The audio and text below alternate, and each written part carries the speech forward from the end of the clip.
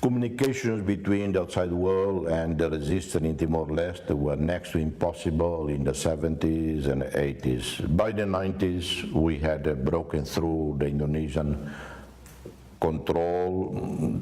The island was open, easier to smuggle information in and out.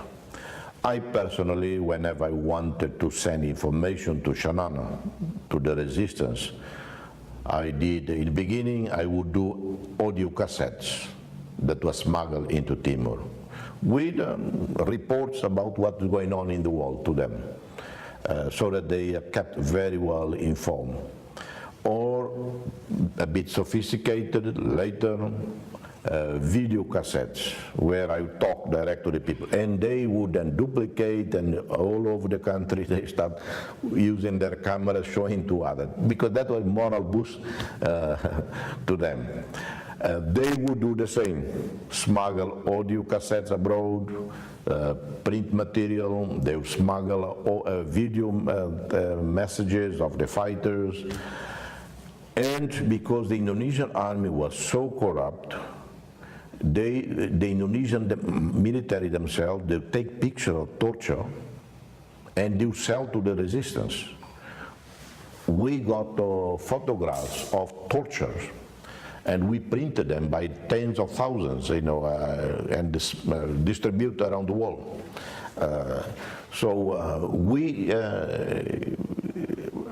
were able to make use of the electronic media by also smuggling years ago a satellite phone. One of the first satellite phones that existed in the world, we bought it, well, we meaning our friends.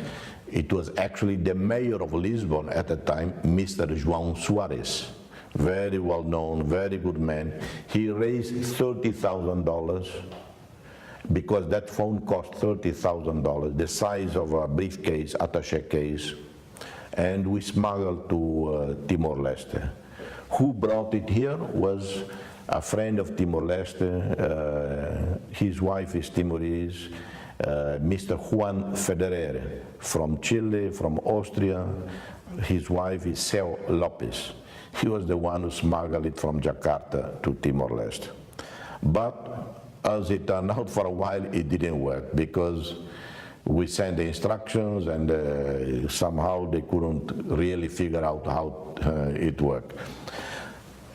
It didn't take long. A few years later, that same satellite phone was already costing much less. It was smaller and it cost only $3,000. And the price went further down.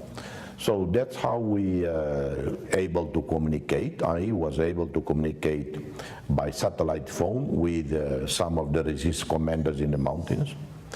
When Xanana Guzmão, resistance leader, was captured in '92 and put in prison, we lost contact with him for a while, but soon after we were able to establish contact with him through corruption in the prison system. It was amusing sometimes.